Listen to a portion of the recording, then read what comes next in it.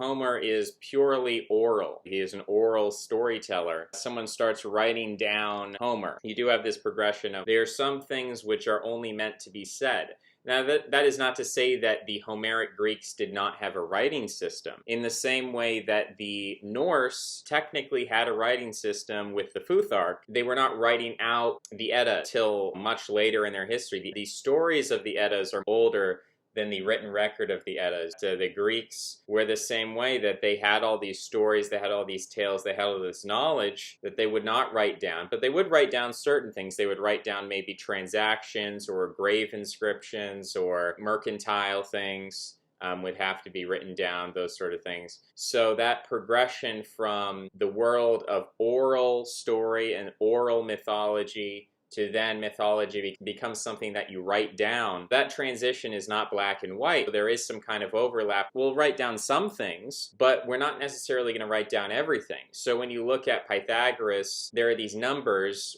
but we don't talk about the world of forms as explicitly as Plato does. Is he innovating a new idea, or is he taking perhaps a secret idea or an esoteric idea that was already existent in the Pythagorean mystery schools, that you had to be initiated into a cult in order to receive that knowledge? Was he just putting it down? Was he writing it down, whereas previously the Pythagoreans wouldn't write that down? Actually, Judaism has already this model built into it in rabbinical Judaism, where they say, well, the Torah is the written law, the Talmud is the unwritten law, that's the law of the rabbis, the oral law, and then you even have the Kabbalah, which is like beyond the Talmud. It's like the esoteric Talmud in a way. So you have these different levels, and in the Jewish worldview, none of these three levels contradict each other, but in different levels of esotericism, Pythagoreanism, and Judaism, there is a commonality, there is a common root. Where that comes from, if it's from Judaism teaching the Pythagoreans, or whether it's that Judaism came from Pythagorean schools, or if there was cross-pollination. But you can see that kind of structure was there in ancient times, and trying to look back and trying to dissect and understand that in an Aristotelian sense. We want to do today, because now everything is supposed to be written down. And with voice recording, there really is no such thing as an oral tradition in itself. There really is no independent oral tradition, because, when you watch a YouTube video, we have automatic captions, text to speech. So now there is no oral. Everything is a written tradition. Everything is exoteric. Everything is therefore hyper-material, hyper-Aristotelian in this way. So it's kind of hard for us to look back and try to truly connect with some of this stuff if we've never really lived in that mind space, in that psychological environment. You try to recreate some kind of a pre-technological civilization. You go live in the woods, you go Amish, you separate yourself, but at some point, it has to be an intergenerational experiment, because once you're exposed to a technological society, you can't unlearn that. You can't forget that. It's always going to color your thinking in one way or another. It really has to be something. You can't just go out in the woods yourself, but you actually have to raise children in the woods. And not only do you have to raise children in the woods, but you also have to untangle this string of tradition, which to us seems so short and fleeting because things are changing all the time. If you go out in the woods and you're trying to raise children in like a pre-technological way, they're going to be raised by you, and you're going to imprint upon them like shadows and memories. And it's sometimes people bring up these articles, different levels of human transference of data, whether that is epigenetics, genetics, cultural, the extent to which we are passing down information unknowingly, without intentionally passing down that information, but we're still transmitting information unconsciously, subconsciously, genetically, epigenetically. All of the environment that we live in, the plastics, the hormones, electrical signals that I guess the big worry people seem to have about like cell phones is like, do cell phones cause cancer? And that to me has never been the big worry, because I'm like, okay, what's cancer? Cancer is like a wart that gets out of control. It's like a bunch of skin cells that are multiplying rapidly. But what it seems more interesting to me is the idea that, okay, well, you're telling me that I'm just a material machine, basically, that I have these electromagnetic impulses in my brain, and that's all my consciousness is. I'm nothing other than electromagnetic impulses.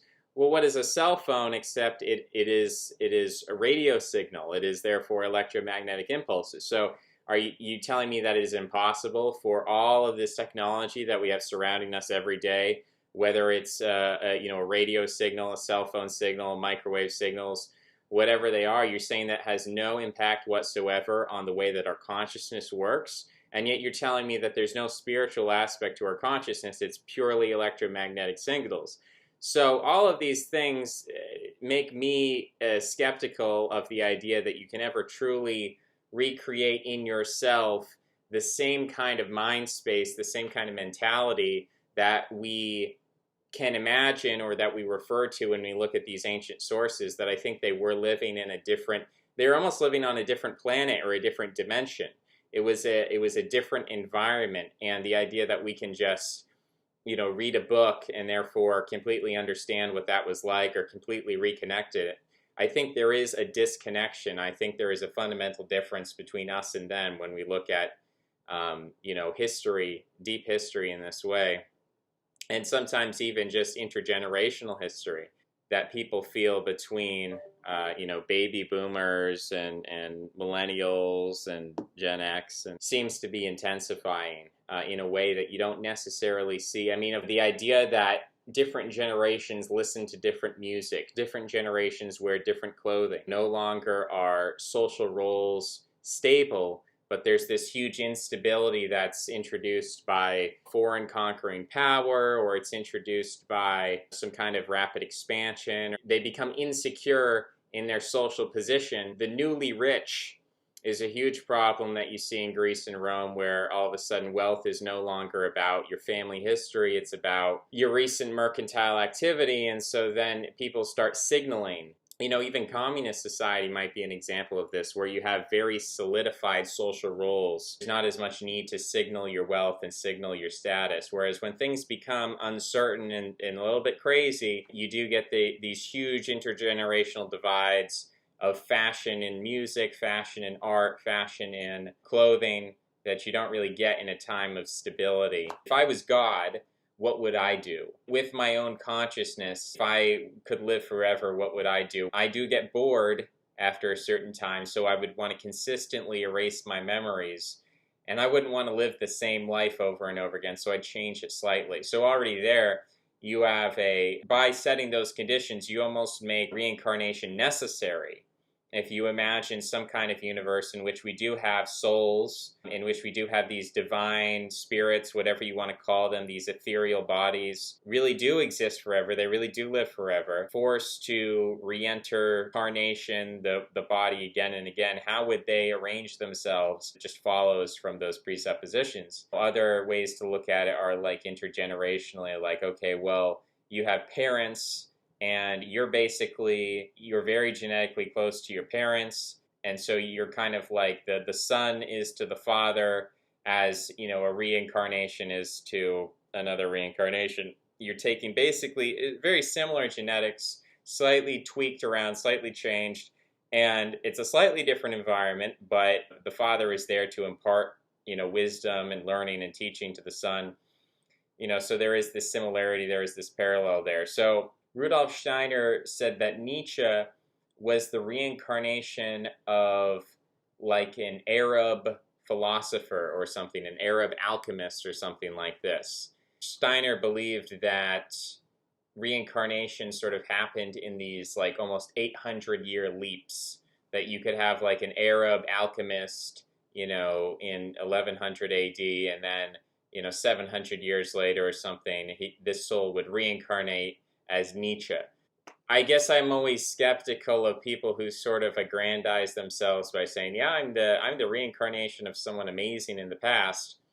I guess I always have a bias against that. But where I would be friendlier to the idea and see more exploratory potential would be looking forward into the future and saying, humanity is sort of at this crossroads technologically where in a lot of ways, the things that made us successful are now introducing a lot of suffering. And sort of we're chasing our tails at this point, where all of the, Nietzsche describes this, where all of the superhuman aspects of humanity, or the Faustian aspects, as Spengler would say, or these aspects where we just want to go above and beyond and explore limits and break down boundaries. This was great in terms of creating a global civilization, conquering the world, getting to the point where we are now. But now those same sort of instincts and those same sort of attitudes are causing a lot of self-destruction. We can't tell if humanity is really going to be around forever, and I think most people would agree humanity is probably not going to be around forever. So if that's the case, then what does come next? And if there is a transmigration of souls, then what does that mean? Does that mean that if humanity ends, does that mean that these souls go nowhere? Or does that mean that these souls go into something new, something that comes after us, something that we evolve into? There's actually a movie, a Hungarian, first it's a Hungarian opera that was then made into a movie, and it's called The Tragedy of Man. And it deals with this theme of reincarnation kind of from a Christian perspective. It goes through these different incarnations. It goes from Adam as like a prehistoric man into ancient Egypt, into Greece and Rome, and up through the Middle Ages, and up through the Renaissance, and up through the Industrial Era, and then through a futuristic era, and into like a future ice age or something like this. And it looks at the transmigration of Adam's soul through these different human beings over time, and he's on the same quest, and he's trying to pursue that quest in different eras. Purely materialistic perspective, if living things are purely atoms or purely material, then when we die, we are reintegrated into the universe, and the universe then reorganizes that matter into a new living thing. And so there's a sense in which it's almost inconceivable that we can escape this cycle of life from a number of different perspectives. But from the materialistic perspective, it's like, well, if the universe is just continually cycling, if it is exploding, expanding, contracting, and repeating the process, then you can't really escape from life. Schopenhauer talked about the will. He talked about how all living things have this desire to survive. This is kind of the universal thing that you can't really truly escape. If not reincarnation, then at least reincarnation is a good metaphor, and it's a good way of understanding our place in the universe, whether you take it literally or you take it figuratively. That it's more conceivable to me is like in a collective Spenglerian sense, where you can say something like, well, each civilization in its late stage is similar to other civilizations in their late stage. So the Greeks in their late stage are similar to the Romans in their late stage. There's a book called The Fifth Turning. I haven't read the book, but the gist is, well, every 5 generations or so, you have these cycles. Good times make weak men, hard times, strong men, good times. The rhinoceros and the triceratops, convergent evolution, there's fitting that niche. One rhinoceros is descended from a rat, a triceratops from a lizard. So you think they're two very different. Of course, rodents are descended from lizards as well, but you have these two very different starting points that then converge on pretty much the same animal, and it performs the same function. So in a sense, maybe you could say like convergent evolution is an example of a kind of materialistic reincarnation.